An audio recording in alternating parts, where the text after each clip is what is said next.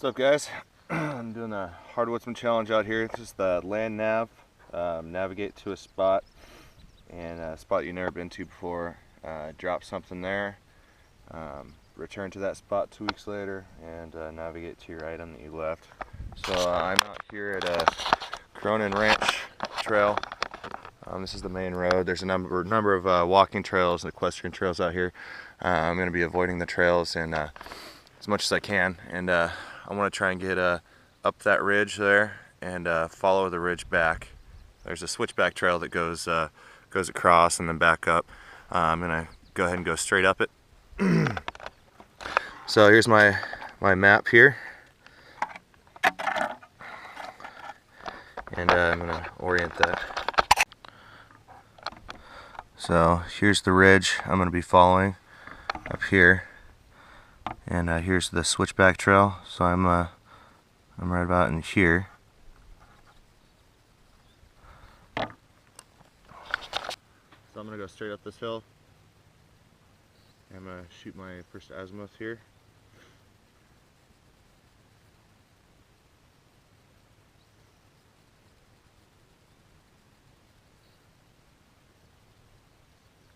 So I'll mark that on my map.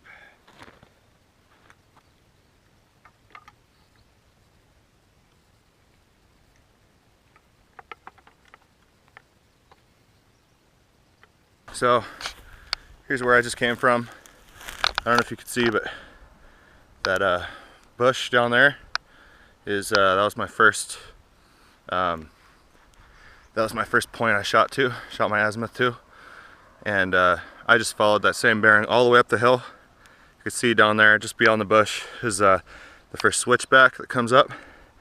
It goes all the way over there and comes up this way. I took a straight line. Really steep hill. So now I've got my map oriented and took a shot. I'm gonna follow this trail around a little bit until I can get to the top of the ridge. And so I shot an approximate heading here of 145. So I'm gonna follow that, and then once I start getting to some thick bush, then I'll shoot another one to get me back on track to get on top of the ridge. See, I dropped some sweat on there. It's pretty hard going up that hill. So I've only come just a little ways now, and the trail starts to make a big bend, wind around the hill here. And I believe that it's turning right in here. That's what my pace count is saying. The trail goes like that, and I'm right about here. This was 145. And about 100 yards. Now, got my map oriented, and I'm going to head straight up the hill here. So I'm looking at 225. Sweat on my map. So there's my next leg there. On azimuth, pretty much just straight up the hill to the highest point I could see, and that's what I got. So I'm going to be working up this way, and then I'm going to what I'm going to do from there is follow this ridge down, and I'll shoot a couple azimuths along the way there. And I think my last point is going to be this highest point here, which is 1,200 feet, and you can see there's a 1,200, and then it goes down, 1,200 down, 1,200 down. So I'm going to be going over a couple of saddles there, and I'm going to end up on this last one. That's going to be my point where I'm going to drop my item. So here I am at the top of the mountain. I think this is about the highest point up here, and it's a really awesome view once you get out there closer to the edge. But you can see here how you can see the saddles going there, and I think I'm going for that one way over there, or it could be over to the left more. Either way, something kind of cool happened when I got up here. First I was over there in the grass about to shoot this, and I thought, oh, I'll get in the shade. And turns out way up here on the top, way off the trail, is a geocache. That's pretty cool. People leave all their little trinkets and stuff.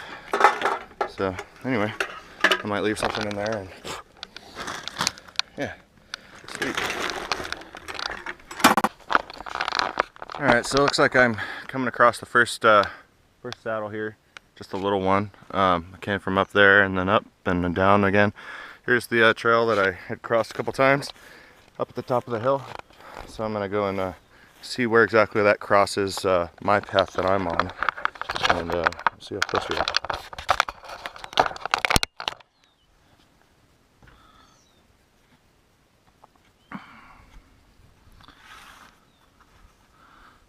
So if I shoot an azimuth that way,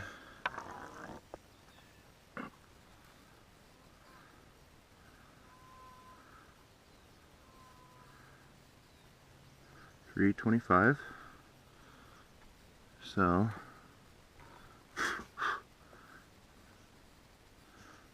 it looks like it's the only trail I see around here, so I must be right about in there. 325.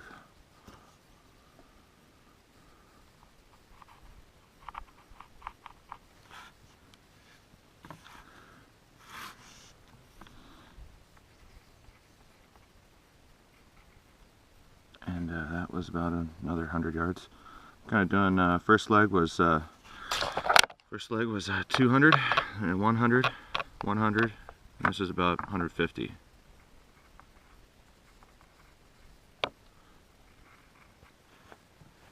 Now I'm going to go over there and get in that clear spot over here where I can see past this brush, and take my next azimuth reading. So I see 2 more saddles here. I'm going to shoot for the far one. Shooting 155.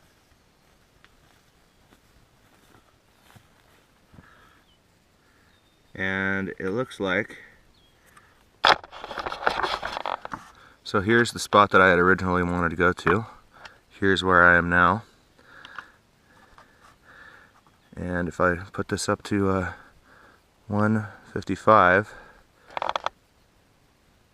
that's pretty dang close to exactly where I want to be at.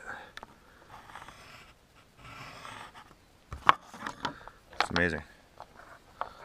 All right.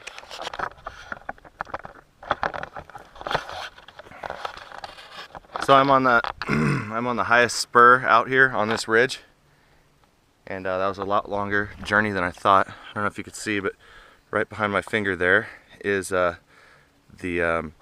I found the first geocache way back there, and that was after I did my math here on my scale. It was about 0.8 miles or 1.3 kilometers, and so this is my my stopping point. I'm here on this spur. I side skirted the trail here, went along the other spurs there, off the trail through the bush, and this is my stopping point right there. I found this, what I think is a geocache on here, and that's what I'm going to leave my item in, if that is in fact what it is. So I'm going to find out right now. Certainly looks like a geocache. Yep. There's a little memo pad and little trinkets people have left behind. Here's a little margarita umbrella. So I'm going to leave my item in here, and hopefully no one else who finds this geocache in the next 2 weeks thinks mine is cool enough to take with them. I've got this little red and black paracord bracelet that I'm going to leave in here, and I'm going to write a few notes in this book before I take off. Well, I hope you guys enjoyed this video. This is part 1. I'm going to have to return back here in 2 weeks to retrieve this item, and I'll have to do the same process of navigation and following my map. I'm assuming the map that I created today, and so I will get back with you in 2 weeks, and hopefully we can find my item again. So thanks for the challenge.